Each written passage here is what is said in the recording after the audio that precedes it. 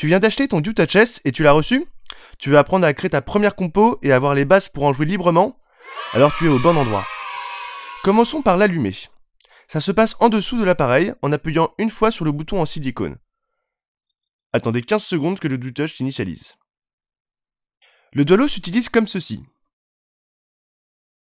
Tu le laisses retomber sur ton ventre. Le but est d'avoir tes deux mains libres pour jouer.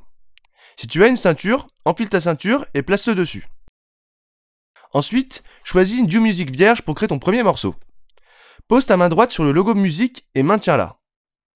Sur le clavier gauche, tu trouveras toutes tes DoMusic, c'est-à-dire tous les morceaux que tu as créés avec le Dualo. Si c'est la première fois que tu allumes le Dualo, tu ne devrais voir qu'une touche verte. Elle correspond à l'espace sur lequel tu es en train de jouer.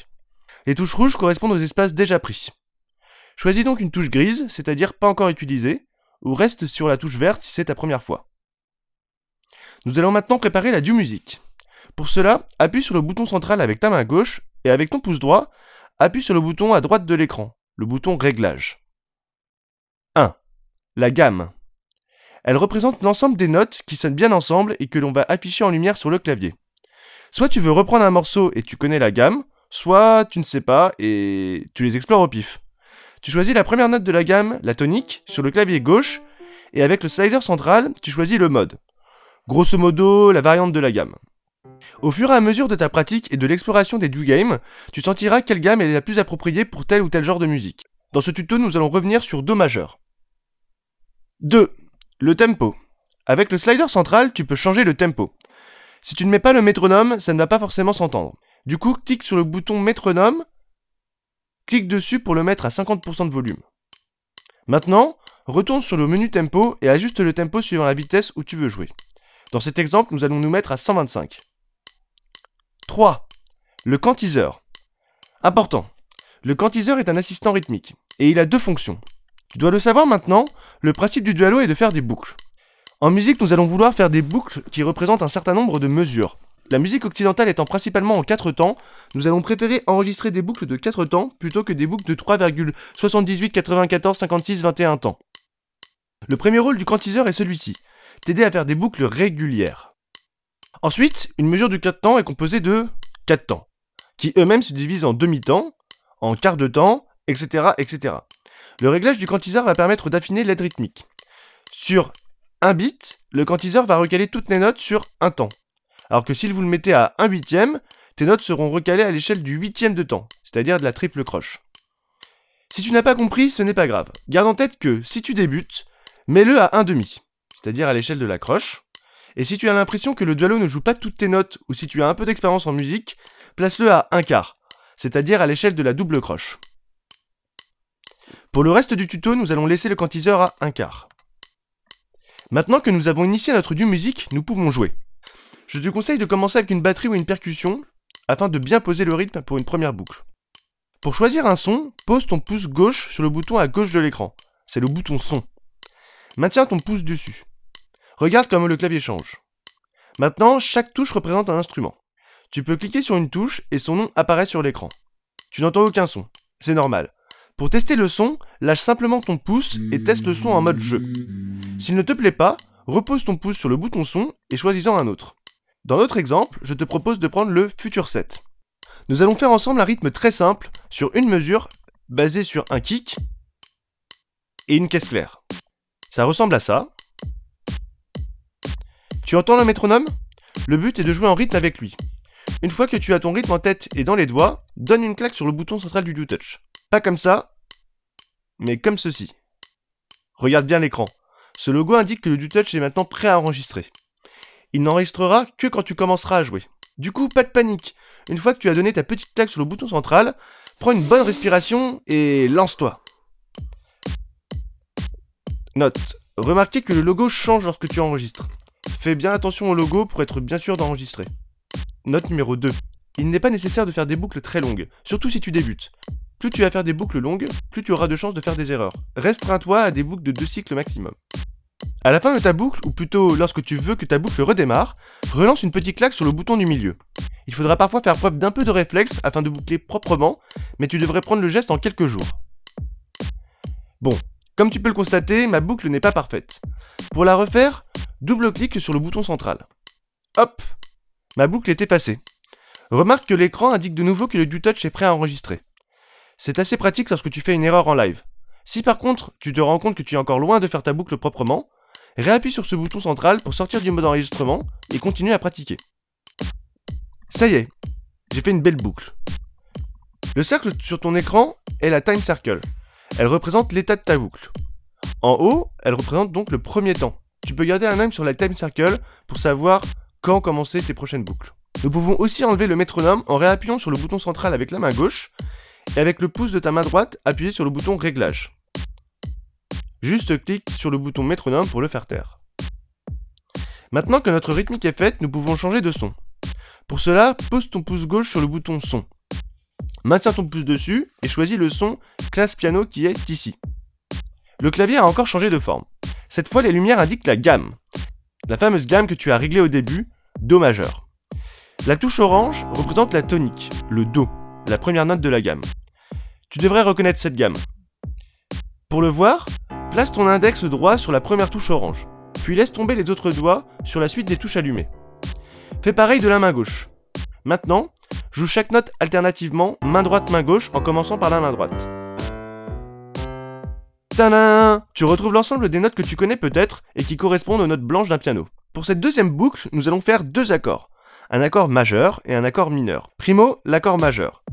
N'importe quel accord majeur aura cette forme de petit triangle vers l'avant sur le doigt.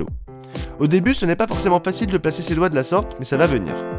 L'accord mineur, quant à lui, ressemble à ça, un petit triangle vers l'arrière. Nous allons enchaîner les deux avec le rythme suivant.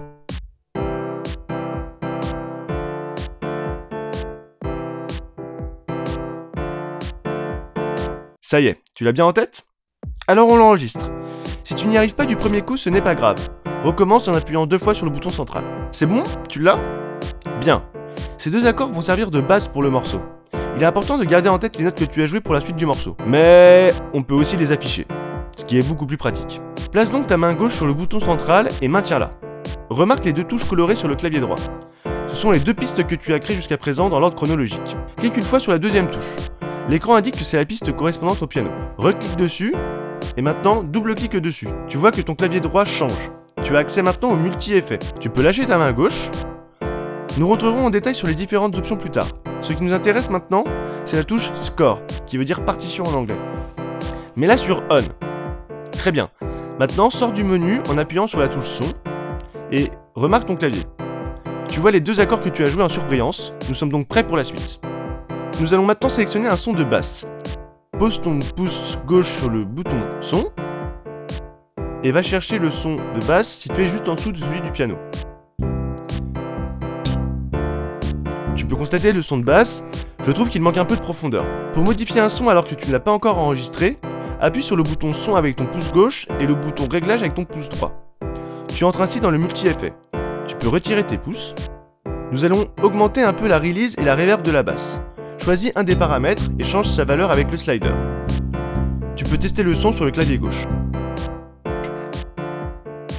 Ok, le son commence à sonner. Pour sortir du menu, appuie sur un des deux boutons d'en haut. Maintenant, nous allons faire une basse basée sur les notes jouées précédemment comme ceci.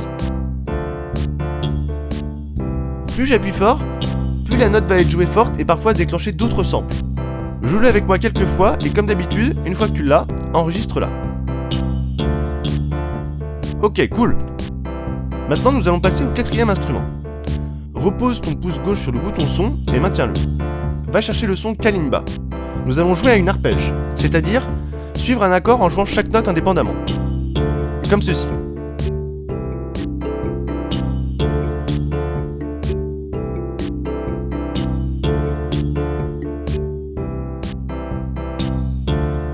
À travers cet instrument, nous allons explorer le multi-effet. Ce n'est pas très grave si tu n'as pas joué exactement pareil que moi. Une fois ta boucle enregistrée, place ta main gauche sur le bouton central pour faire apparaître tes boucles. Nous allons maintenant modifier la piste de Kalimba pour lui donner plus d'ampleur. Note, avec la basse nous avons modifié le son, maintenant nous allons modifier la piste. Pour modifier la piste, double-clique sur la dernière piste verte qui correspond à la Kalimba. De nouveau, tu te retrouves dans le multi-effet, mais cette fois de la piste. Lâche ta main gauche et clique sur la touche Delay. Mets-le sur On. Jette un coup d'œil sur les 3 boutons en bas du clavier qui sont devenus accessibles. Ces touches permettent de modifier les différentes composantes de l'effet. clique dessus et modifie leur valeur avec le slider central, comme ceci. La gestion des effets est similaire dans tout le multi-effet, tu peux alors t'amuser à triturer ces paramètres et à trouver le son qui te va. Pour sortir du menu, appuie sur un des deux boutons d'en haut. Nous allons maintenant manipuler les boucles pour créer un arrangement et dynamiser un peu tout ça. De nouveau, place ta main gauche sur le bouton central et maintiens ta main appuyée. Comme avant, tu vois tes pistes sur le clavier droit. Clique une fois sur la première et la troisième piste. Attention, clique seulement, car si tu maintiens ton doigt appuyé sur la touche, tu supprimeras la piste correspondante. Remarque alors que la touche devient orange. Maintenant, lâche ta main gauche placée sur le bouton central. La batterie et la basse sont coupées. Comprends que lorsque ta main est sur le bouton central, tu peux prendre le temps que tu veux de penser à ton arrangement. Tu dois ensuite enlever la main en rythme pour donner l'effet de coupure propre recherché. Nous allons le refaire ensemble. Replace ta main gauche sur le bouton central et remarque les couleurs. En vert, ce sont les pistes qui jouent, le piano et la kalimba, et en orange, les pistes muettes, la basse et la batterie. Réappuie sur ces pistes pour les mettre en vert et relâche ta main gauche en rythme. Comme ceci. Tu as fait ton premier break, bravo! Nous venons de faire maintenant une revue des contrôles de base du Dualo.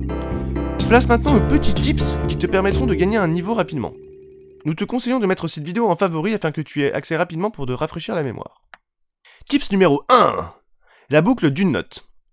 Le looper du Dualo se base sur la première boucle que tu enregistres. Les boucles suivantes devront être un multiple de la première boucle. Par exemple, si tu fais une boucle de 4 temps, tes boucles suivantes pourront faire 4, 8, 12, 16 temps, etc. L'avantage de faire des boucles de 4 temps, c'est que le Dualo va t'ouvrir une petite marge de manœuvre pour boucler.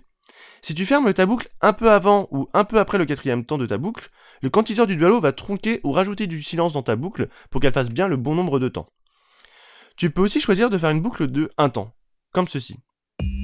Cette technique offre un peu moins de marge de manœuvre pour boucler, par contre, elle a l'avantage de permettre de faire des boucles de la longueur que tu veux tout en restant carré. Tu as en effet le choix de faire des multiples d'un temps, c'est-à-dire 1, 2, 3, 4, 5, 18, 19, etc. Pratique si tu veux jouer plus librement. Note, tu peux très bien commencer en faisant une première boucle quantisée, puis enlever le quantiseur. Les prochaines boucles étant basées sur la première, elles resteront bien carrées et te permettront de jouer plus librement. Tips numéro 2. Le mode panique. Le looper du Dualo n'a qu'une contrainte. Tu ne peux pas enregistrer alors que tu maintiens une note en jeu. Regardons ensemble ce que ça fait. La dernière note ne finit jamais et parasite ton morceau. Si jamais cela t'arrive, avec ton pouce gauche, appuie 2 fois sur le bouton son pour lancer le mode panique. Et couper brièvement toutes les notes, annulant alors la note tenue.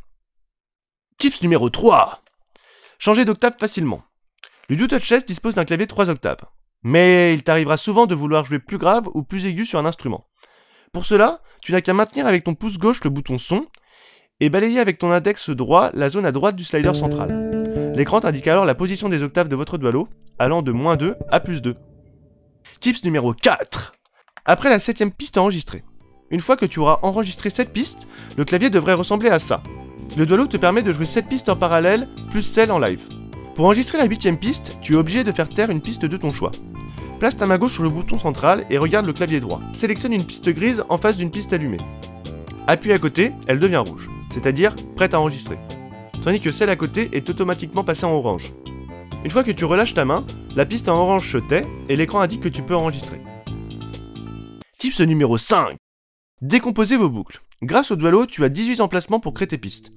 Au début, tu arriveras rarement à remplir les 18 pistes. N'hésite pas à décomposer ce que tu fais en plusieurs pistes. Typiquement, tu peux décomposer les différents éléments de tes pistes de batterie. Faire la grosse caisse, puis la caisse claire, puis les cymbales. Idem pour des lignes mélodiques plus complexes. Tips numéro 6. Jouer des effets en live. Le Dualo dispose de 2 sliders permettant d'accéder plus rapidement à 2 effets au choix.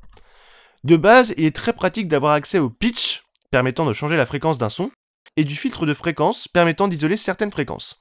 Dans un premier temps, autorise l'usage du slider en appuyant sur le bouton réglage et en mettant le bouton slider à on. Sors du menu en appuyant sur le bouton son. Maintenant, choisis un son de ton choix. Entre dans le multi-effet en posant ton pouce gauche sur le bouton son et ton pouce droit sur le bouton réglage. Appuie sur le bouton pitch.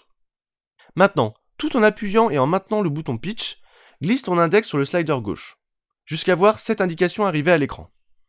Ça y est, le pitch est affecté. Tu peux faire pareil pour le filtre de fréquence sur le slider droit. Sors du multi-effet en appuyant sur le bouton son et teste ce que tu viens de faire. Voilà, vous avez vu ce qu'on pouvait faire un peu avec votre DuTouch pour une première compo. Si vous avez d'autres questions, n'hésitez pas à les poser en commentaire, Ou si vous avez des questions très précises, n'hésitez pas à regarder notre playlist tutoriel qui aborde point par point les fonctionnements du Dualo. Et maintenant, à vous de jouer!